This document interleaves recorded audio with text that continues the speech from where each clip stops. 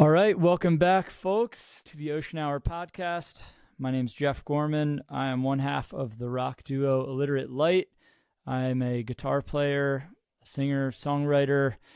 I try to dance occasionally. It's more like headbanging, but I'm also an 11th Hour Racing ambassador, and I'm joined by my good friend Francesca Clapcich today.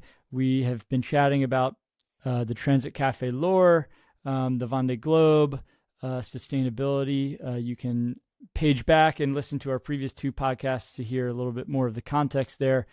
Today, we're going to be talking about Frankie's Believe, Belong, and Achieve campaign.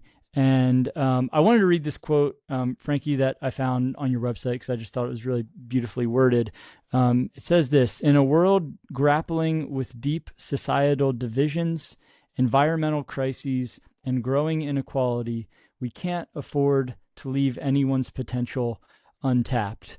And I read that and was just like, hell yes, that is amazing. You are a professional sailor. And as I was kind of deep diving on this, you're also really looking to honestly sort of change the game, change the playing field, not only through sustainability initiatives, but through these peer-to-peer workshops, the research that's being done at Leeds Beckett University. Can you share a little bit more about sort of the roots of this campaign, and sort of where your heart is in all of this? For sure. I mean, this is a sport campaign, of course. The end goal is to take part at the Vendée Globe in 2028. The entire project is sponsored by 11 Hour Racing, and I'm really proud of it. And for me, it's been a really special moment as a sailor, but also a woman in the sport, to be able to have an entire organization behind support me in this project. It's been incredible. And together we built this project behind the performance project that is Believe, Belong, Achieve. It's a social justice campaign. It definitely connects the dot between environmental issues, but also how we cannot work anymore in small closed boxes. We cannot separate the issues that people are going through with the issues that ocean and our planets are going through. I mean, we need to really take it as a full holistic approach where we need to create a better world for people and the planet, and we have to work with each other, for each other, to make it better for the future generations.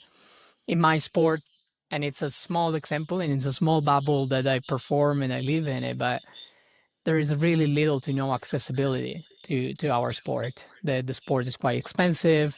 The grassroots access to it comes from quite fancy white middle age yacht club where not a lot of people have the meanings to take part of.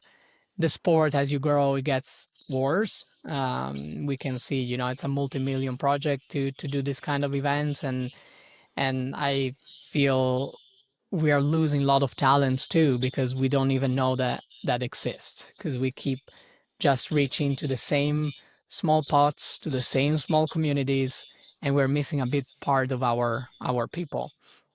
We want to use our team and our project as an example that things can be done differently and things can work differently, showing that performance can get until to a certain point, but then we need to also add the wellness of people working for the project. And sometimes I feel like maybe not winning and finishing in a second place when you've done a lot of other things in the right way brings such more success than just winning races.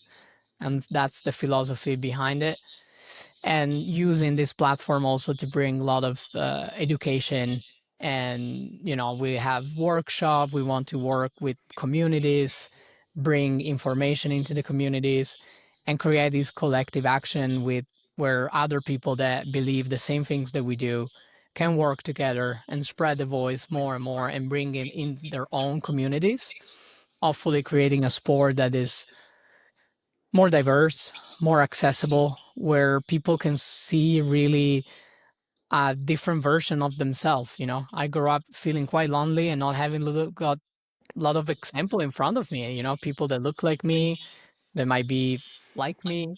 No one was really open at that time. I was, one of the few member of the LGBTQI communities open in the sport, and I think representation is massive.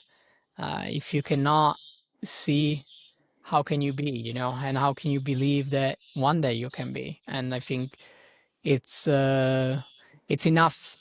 And we spend a lot of years thinking like, oh, the new generation has to fight for this, and I think the fight has to be a bit easier, and it's the responsibility of people that are already like at the top level of the sport to create a path and a journey for the new generation that it's a bit easier.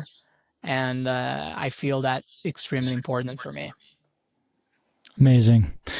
There's a lot more that I could riff on here, but we've got more of these coming up. And so I'm just going to sort of press pause now. And when we reconnect several weeks down the road, we can chat more about this particular element of your career. But thank you so much for taking some time out of your training schedule and your busy week to rap with us.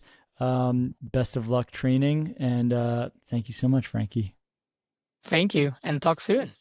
Sounds good.